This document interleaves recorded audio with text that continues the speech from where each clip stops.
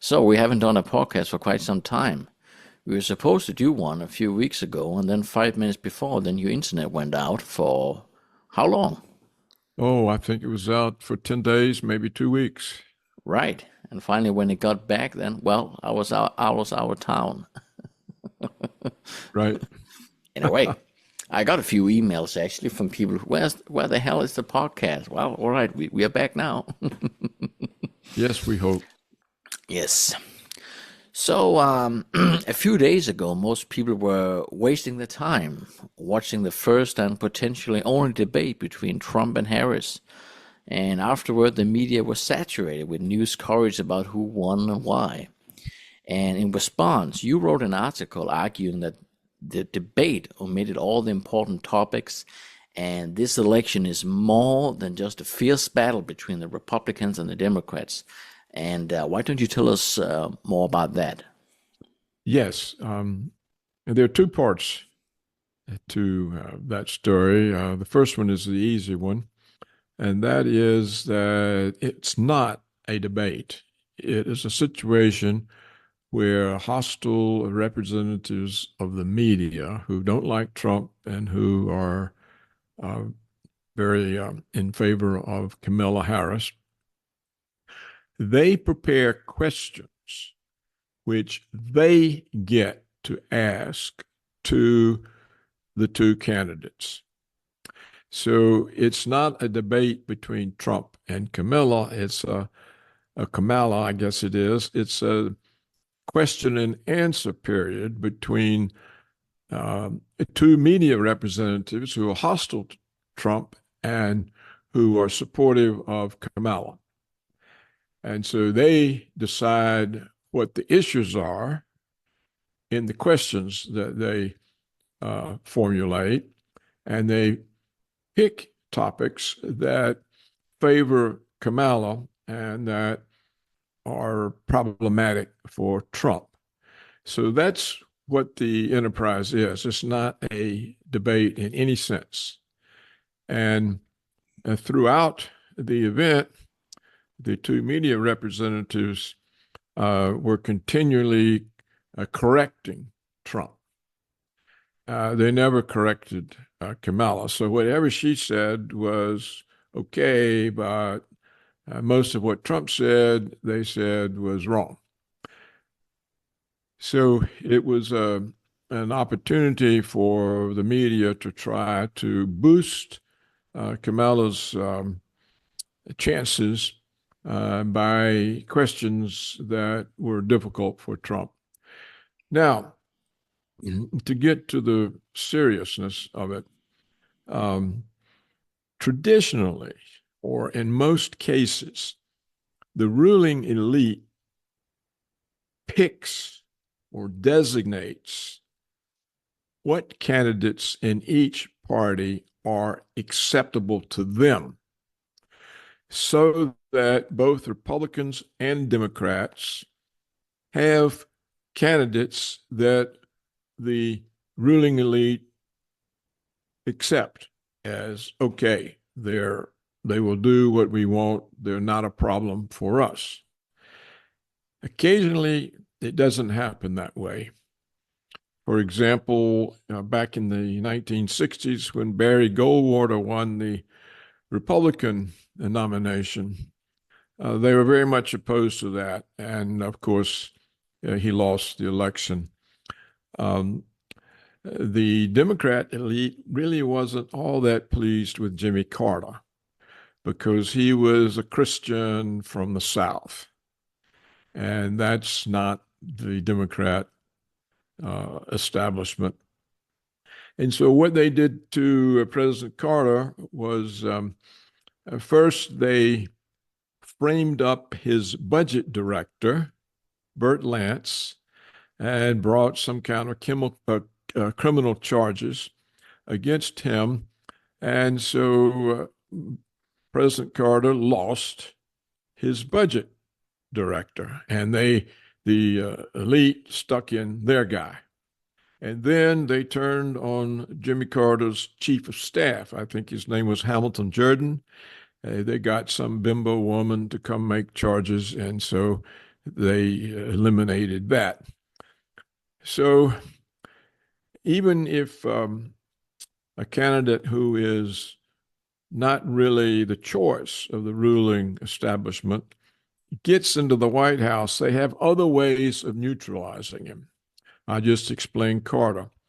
Now, with Ronald Reagan, he was also not an establishment candidate. He took the Republican nomination away from the establishment candidate, George Herbert Walker Bush, who became his vice president and was regarded as a threat to the Republican establishment because he was an outsider and they might lose control of the party.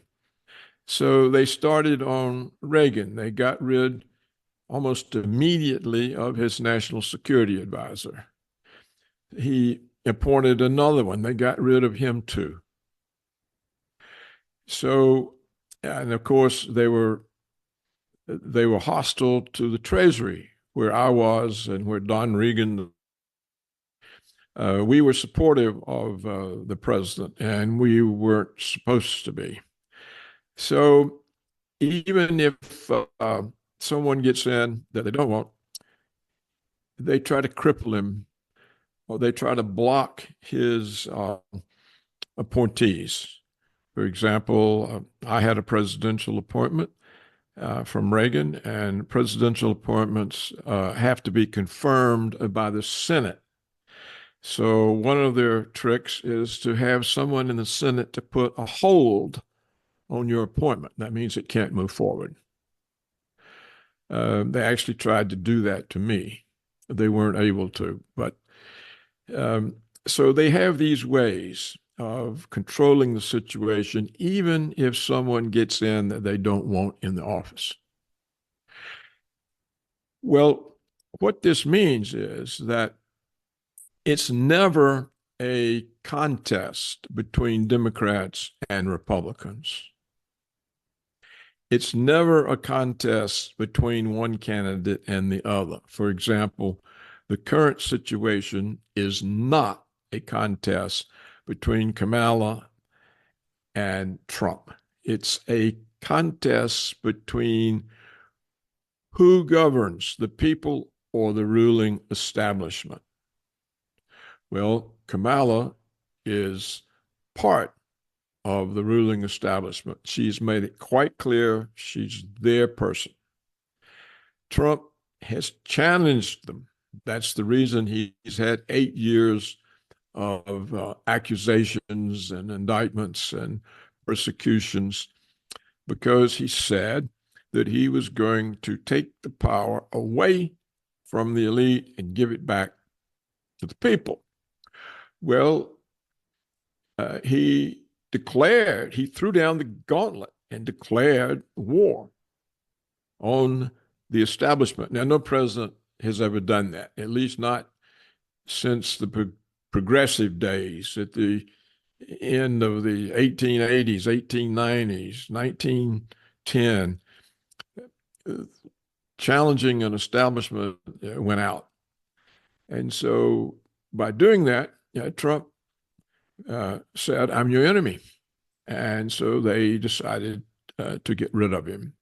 So this contest is not between parties, and it's not between the two personalities. It's between who is going to govern.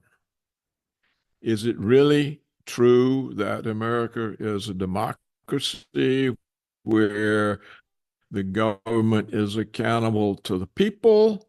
Or is it an oligarchy where the elite rule the government through their campaign contributions?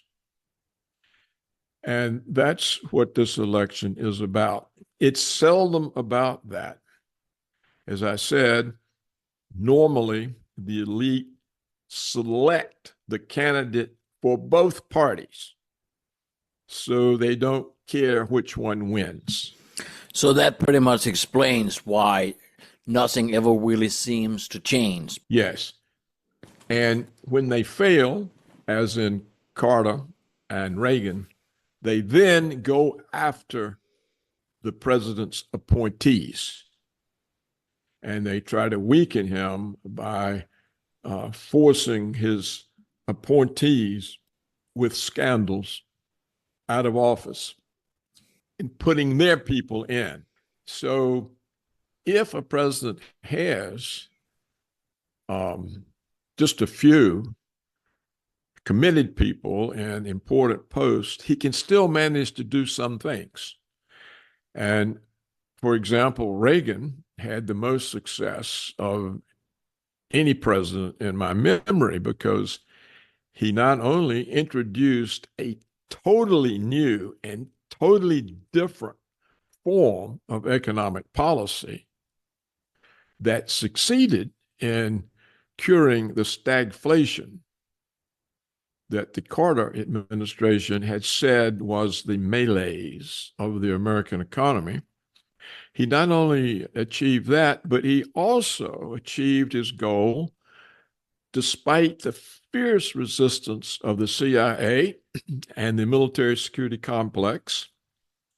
Reagan achieved his goal of ending the Cold War with his meetings with Gorbachev. So, but it was a knockdown, drag-out fight, and it could only happen because he had enough people in the right positions who supported him on those issues. And that's what's rare. Carter wasn't able to do that. He got stuck with Brzezinski, who was, sort of anti-Russian, anti-Soviet. His economic policy was the old-fashioned one that everyone has a stake in. The trouble with introducing a new policy is that the existing establishment has no stake in it. It's not their human capital. It's nothing they can claim responsibility for. So this is another reason it's difficult to do anything. Reagan introduced the supply side policy. Well, there were no economists that had a stake in that. What happened to his supply side policy after he left office? Was it just, thrown out the window with the next president, or what happened? No, it wasn't. Actually, they kept attacking it and they kept raising the tax rates back up, but they never raised them back to the level they were before Reagan lowered them. So they weren't willing to overthrow the policy because even though they would not admit it worked, they knew it did. So they left it in place. They modified it. They weakened it a little bit, but they left it in place. Now, what happened to the policy was something totally different. It became almost irrelevant because of the offshoring of United States manufacturing and industrial jobs. Wall Street simply forced the corporations to move their industrial and manufacturing jobs out of the country. They largely went to Asia. So when you do that, you are giving away middle-class incomes, and there's nothing to replace them with. So what they did by doing that was to reduce the income, the aggregate income, the aggregate consumer income in the economy with which to purchase goods and services. And so the growth rate has dropped and basically remained at a low level. And when you move the industrial and manufacturing jobs out of the country, you devastate the budgets of state and local governments. Powerful cities are now, verging on bankruptcy. With their populations have shrunk. They're a mess. States have trouble with their budgets because the income base for taxation it shrunk when they moved the higher paying manufacturing jobs out. So the American economy was transformed by short-term profit motivations. Uh, what will my bonus be for the next quarter of the year? Not, is my company going to be here in 5 years? Or what's our growth plan for 10 years? No. What's my personal bonus going to be in 3 months? And that all depends on profits. So how did they make profits? Well, they made profits by replacing American workers with foreigners on work visas, by encouraging illegal immigration, by taking all of the back office operations and sending them to India and Bangladesh. If you're an American today who calls up a service provider because there's some problem with the service, he ends up speaking to somebody in Bangladesh that he can hardly understand. They did these types of things, which basically took down the ladders of upward mobility that had made the United States an opportunity society where people born into poorer families could still rise because they could get a manufacturing job and a blue collar salary, which were middle class salaries. All of that was taken away. And that is why the United States economy is in long-term decline. It's no longer an industrial and manufacturing economy. And so it doesn't produce manufactured goods. The American firms have relocated in China. Can the situation even be rectified, even if, let's say, that we have a future president that is surrounded by the right people? Well, it's like being an underdeveloped economy. That's what's happened to the United States. It's instead of being a developed economy, it's transitioning into an undeveloped economy. And how do we see that? Well, we see it in the sense that a disciplined workforce is gone. There's nobody accustomed to getting up early, showing up at the factory, working all day, doing a good job, being there the next day and the day after. Just the disciplined workforce is gone. The people who know how to do things is gone. The supply chains that a big enterprise needs, it needs a whole array of suppliers of inputs into what it's making. They're gone. Those companies are gone. So it becomes like, oh, we have to have economic development for India, like 50 years ago. 50 years ago, all these plans, how we can develop India into an economy and remove it from the third world, the undeveloped world. That's the situation that the United States faces. It would take a long time. I mean, how are you going to get American youth today into the role of a disciplined manufacturing force? Is going to be very difficult. In fact, the schools have deteriorated so much. I mean, the schools now are essentially propaganda mechanisms for browbeating white people, teaching the kids they're racist, the parents are racist, their grandparents are racist, that men are misogynists, they persecute women, they persecute blacks, and then they teach them, well, you may be born in the wrong body, and they don't learn any useful skills. They get indoctrinated into a woke ideology. That's the purpose of the school system. It's no different in universities. We don't even have an educated class anymore. We have people propagandized into a woke ideology, and that's what the schools do. Well, you can see all the barriers to recovery. You got to get people educated again. They've got to get the discipline.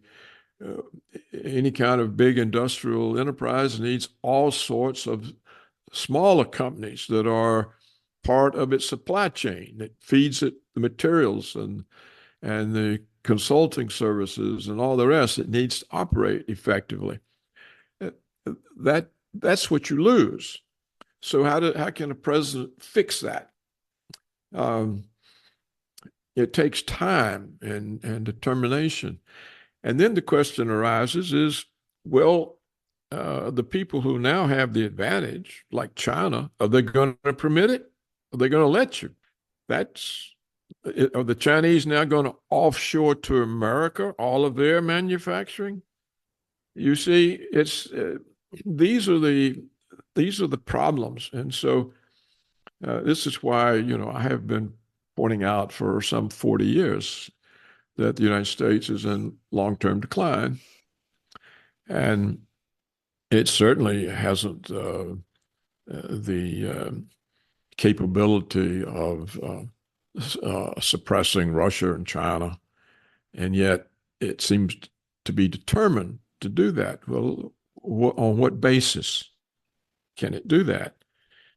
The US national debt, I believe, is around 35 trillion at the moment.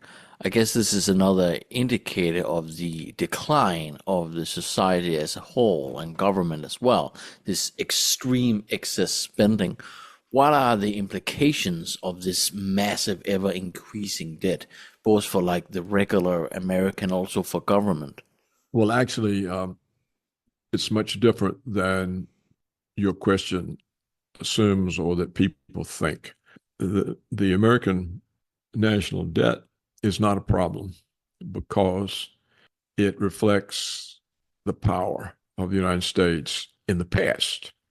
And that power is also institutionalized.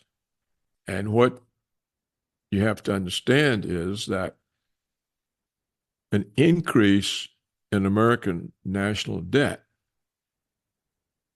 because the dollar is still the world reserve currency, an increase in American national debt simply means that the reserves of the world banking system rise.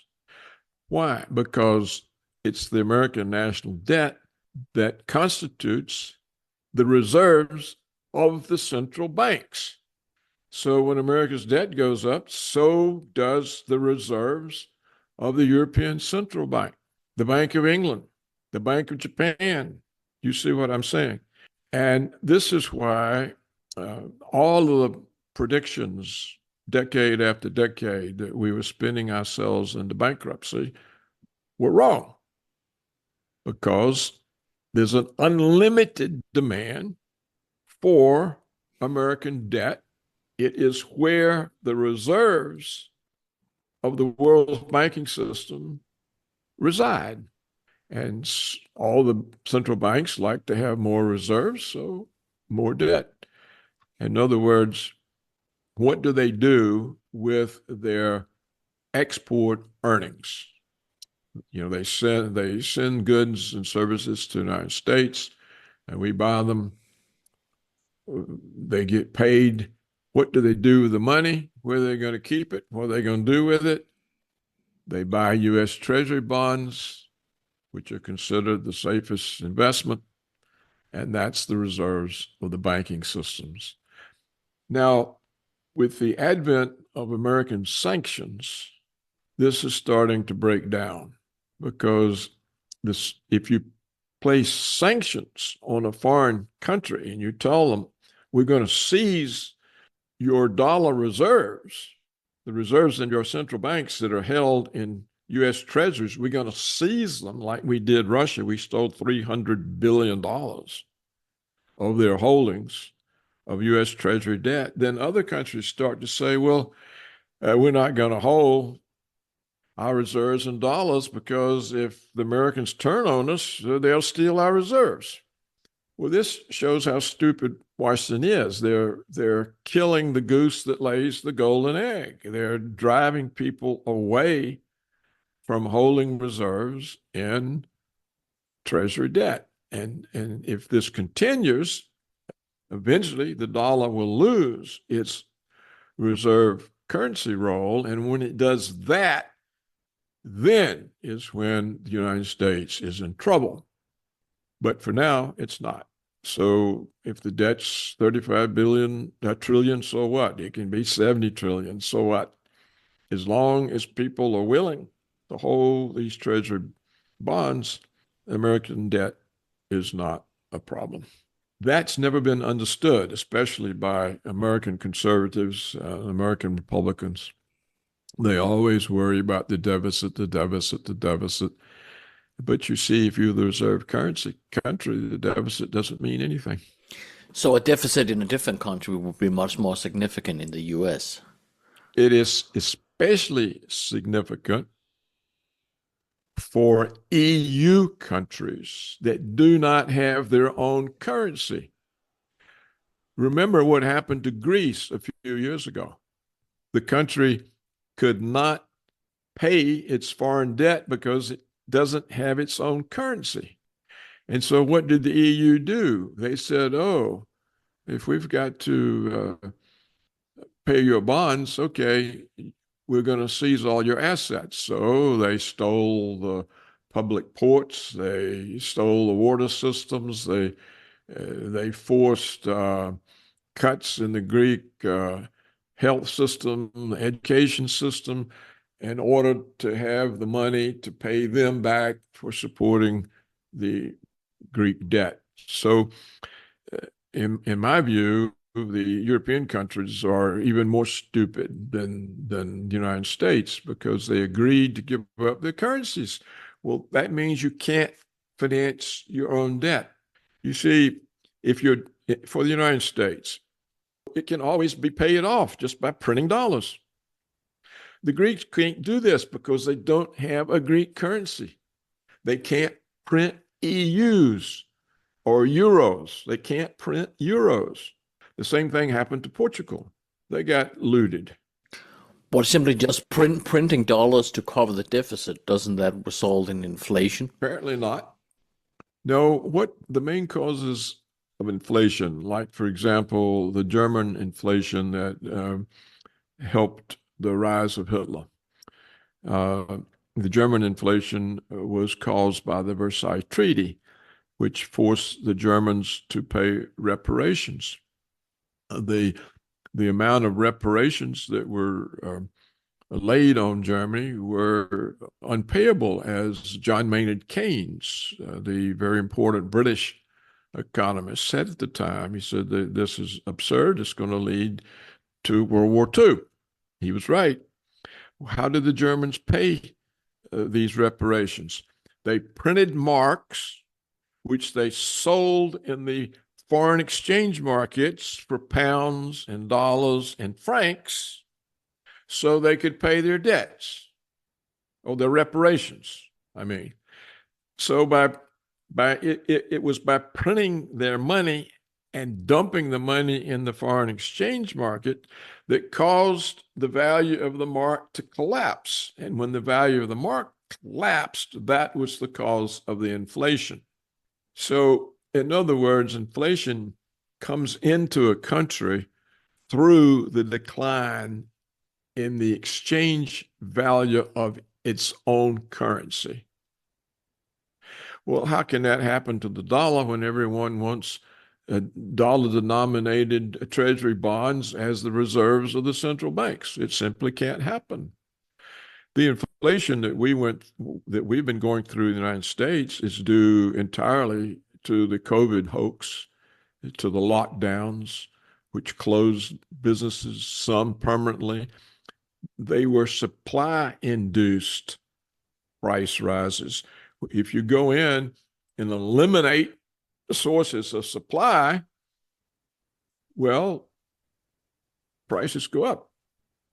So that's the cause of the inflation we've been going through, not the printing of the money. Now, countries with weak currencies, generally their foreign debt is not in their own currency. For example, most of the South Americans' foreign debt is dollar denominated. Well, they can't print dollars, so they can't pay it. So the IMF goes down and says, okay, you have to have an austerity program to pay this debt. Here's what you got to do. You've got to cut all social spending, cut pensions, and you'll have to sell these assets. You'll have to privatize your mines. You'll have to sell your agricultural land. This is what they've done to Ukraine. Ukraine now has lost 1/3 of its farming land to pay us for the weapons. Well, this has been happening to Latin American countries ever since we said that that's our area of influence. They go in debt in dollars, and they can't print dollars, so they can't pay their debts. So they have to pay their debts by transferring their tax revenues away from their own social programs and give them to the New York banks. And they have to sell off their assets. And sometimes they have to agree to give the United States a military base or an air base. And that's how they settle their debts. And that's why they're always poor, because they've had to transfer their national assets to the New York banks or to private owners in the first world. And this is the real way that Western imperialism works. That's the function of the World Bank and the IMF. The function of the World Bank is to get all these countries in debt, and the function of the IMF is to impose an austerity program that forces them to turn over their tax revenues to the New York banks and to sell off their national assets. If they have, for example, say copper mines, and they're a state-run thing, they have to sell them to some private interest in the West. And this is just the way it works. And so anytime you don't have your own currency, you can't pay off your debt by printing money, or anytime your debts are not in your own currency, you can't pay your debts by printing money. But you see, the United States debts are in dollars, so there's never any problem about paying it. It can always be paid. And so anyone who has a U.S. Treasury bond knows it can always be paid. There's no reason it can't be paid. So it's why it's a very simple thing once you understand how it actually works. I hope my explanation has been clear. I hope It's been very clear. Let me finish the podcast by asking you a question. Let's return to the presidential debate between Harris and Trump. If you could have asked them just a single question, what would that have been? If you will notice, we are on the verge of a war with Russia. Apparently, the United States and the United Kingdom are deciding to attack Russia with the American-British long-range missiles. It seems like the British made the decision, and it's unclear yet whether we have or not. Putin has said, well, please understand what this means. It means that you will be at war with Russia, and you will regret it. So all it takes is another idiot in the White House to make another idiotic decision, and we're at war. It will be nuclear. None of this was discussed in the so-called debate. So the most important, the most overriding issue is untouchable. And they talk about things that have nothing to do with presidents, such as abortion. Abortion, it's nothing to do with the executive branch. The president can't decide for it or against it. So when Kamala says, I'll protect your right to abortion, she can't do any such thing. It's a legislative issue for each of the states. And the states can decide differently. Some states can say in favor of abortion, some can say against it. It really depends. If there's democracy, it depends on how the people vote. And we got abortion in the famous Supreme Court decision, Roe versus Wade, decades ago, because liberal, promiscuous women who didn't want to be careful in their sexual behavior succeeded in lobbying the Supreme Court to give them the right to terminate birth. Well, the Supreme Court is not a legislative body. It can't legislate. But it did. And at the time, nobody said anything about it. But recently, a different Supreme Court, looking at this, said, my gosh, this is a violation of the balance of powers. The court can't make law. We are not a legislative body. This was an illegitimate decision. And so they overturned it. And it's a question for, not for Congress, it's a question for each legislature in each state. Well, this is a known fact. So why did it come up in a so-called debate between two presidential candidates? With one of them saying, I'll save abortion for the women. Well, she can't. And why did he come up? Because they can claim Trump's against women, Kamala's for women. So that kind of level of so-called debate, that kind of total absence of relevance, of intelligence, and the fact that the American media is so incompetent and uneducated and ignorant, they didn't even know that. So if you have a country that's so insouciant, so unaware even of its own rules, and on top of it, it's unaware it's about to be at war. It only takes one decision by some idiot in the White House. We're that close. What does it mean? I mean, this is frightening. The discussion should have been, hey, look, we're close to war with the Russians, and we may be close to a second war with them in the Middle East because we're positioned to attack Iran, and the Israelis are pressuring us. And Putin said he won't permit an attack on Iran, so we're going to get in two wars at once. And there's no mention. There's no mention in this so-called debate. There's no mention in the American media. There's no mention in the universities, the think tanks, the Russian experts. You know what the debate in the United States consists of? Russia bad, America good. That's it. That's it. That's the level of intelligence in the universities, the think tanks, the Russian experts. You're talking about demented people.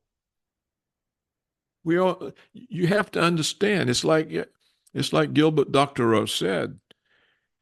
We could be at a major war in a few days or a few weeks, and nobody's talking about it. They're talking about whether we'll attack Russia from Ukraine territory with our missiles or not. It's like Putin said, Ukraine can't attack them with the missiles. They don't know how to operate them. They don't have the satellites to direct them. They can't. This has to be an American operation. And so he asked, are you really going to send missiles in here? What do you think's going to happen to you? And everybody acts like it doesn't mean anything. Oh, we don't have to pay any attention. Oh, he's bluffing. If they even say that much. And yet, where was this issue in the debate? See, instead they're talking about abortion, which neither one of them can do a thing about. But where do you stand in all this hostility and conflict that's been brewing with Russia for the last 8 years. It's reaching a dangerous point. Where do you stand? This question wasn't asked. And if you say, oh, if it was asked, and Trump says, well, I would normalize relations, then, I see you're a Putin agent, you're a Putin dupe, you're working with the Russians.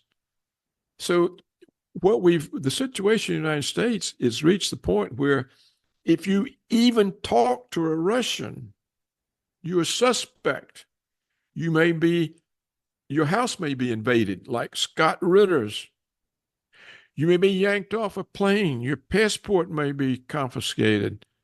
We're now prosecuting people in the United States because they worked with RT.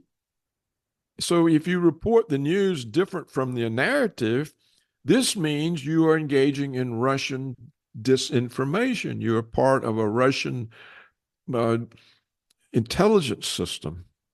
So what they're doing now, they're trying to conflate telling the truth with espionage.